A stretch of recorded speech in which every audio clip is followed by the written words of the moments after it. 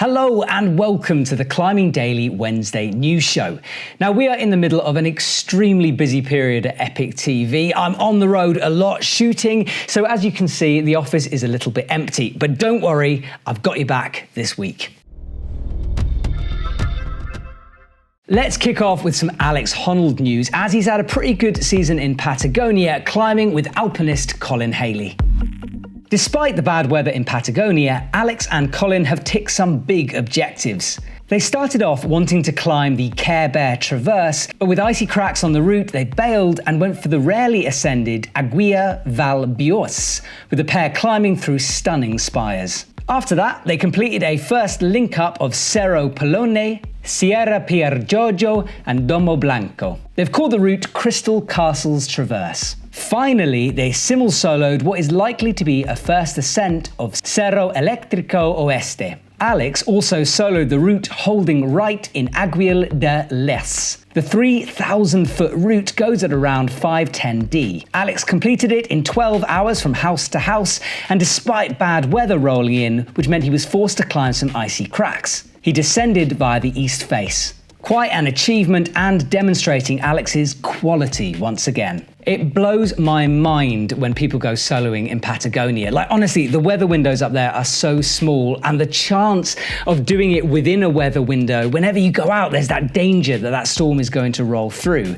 Now there's some quite cool pictures on Alex's Instagram about that. Not many pictures of the actual solo itself, but a deterioration of the weather, so you can see what he was up against.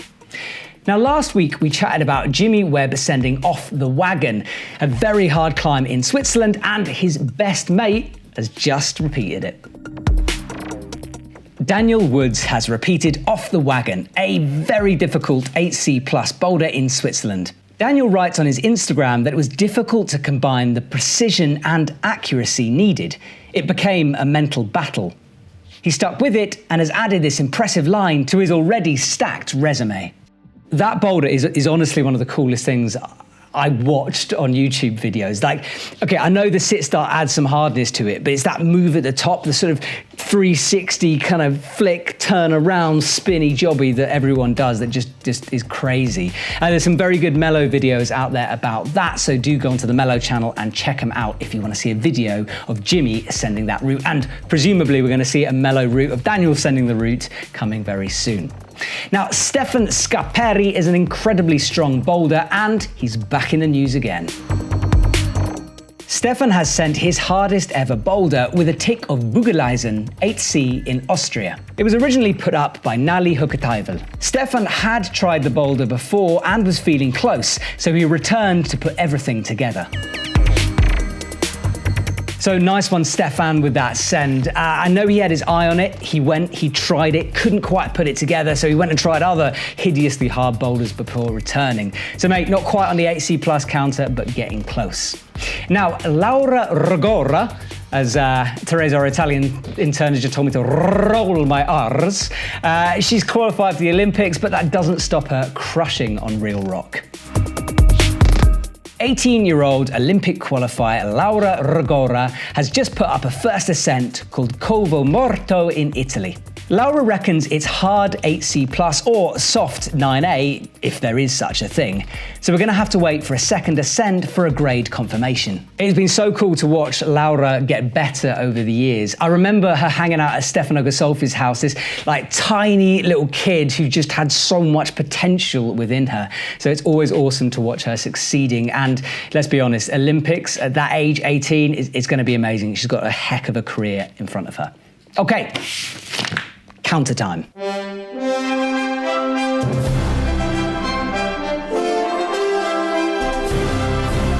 Right, let's start with 8C+ counter news, because of course Daniel Woods, he's on the counter finally. He did really well last year on the counter, so nice one, Daniel. You get 1 point. And exciting news, the first page of the 8C+ counter has been filled up, which means, following Climbing Daily tradition, we will have to badly stack another piece of paper below that. So I'll get on that, don't you worry. Don't worry, spreadsheets are coming soon, I promise. Now, let's talk about the women's 9A counter, because I really want to put Laura on that counter. 8C+/9A, and I know it hasn't had that second ascent yet. So she's clearly on the fence with it, perhaps not wanting to say it's 9A in case it's too easy. I know we should wait. I know that. I know that's the fair thing to do. However, the counter is empty. I'd like to get the counter stacked up. So what I'm going to do is give it to you guys. Let me know in the comments below if you think she should be on the 9A counter, if she should not be on the 9A counter, if we should wait until it definitely gets confirmed. It's kind of up to you at this point. Comment below. We'll chat about it more next week.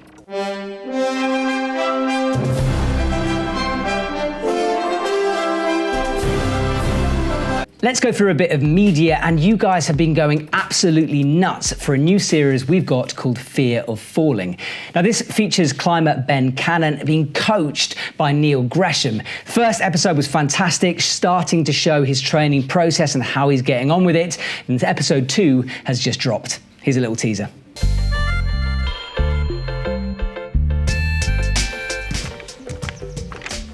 Speechless right now. I don't think I've ever pulled on old so small in my life. It's a very kind of all or nothing style with your feet. If you're remotely tentative, your foot's gone. I want you to earn your wings the authentic way. Okay. Like, this isn't about doing laps indoors and exploding out of the climbing wall. Yeah. And I want you to go through the process of learning this stone and learning the nuances of this stone and how it climbs and how it moves and what it's all about. Loving that series. So cool to take someone who's not necessarily climbing at pro grades, but he's pretty good. He's aiming for 7B, but watching his progress. And Neil, what an amazing coach. Do check that series, and if you're interested in Neil's coaching, there's a link in the video so you can get to that. Shop news now, and 510 is back. I love a 510 shoe. I've always been a fan of stealth rubber, and we've been restocked in the EpicTV shop. So if you've been waiting for a new set of dragons or high angles or whatever, and it's been out of stock in your size, that is now back in. So go and grab a bargain while you can. Now, at the weekend, we had a few comps. Blockfest was the final round of that. That's all done now. And of course, Studio Blockmasters took place in Germany. I was there. I don't really want to ruin this too much because we have got a series of videos coming out about that event. It was a fantastic thing. We were all there, shot 6 videos over those couple of days, and we've got the highlights from the finals and the qualifying coming to you soon. So stay tuned for that.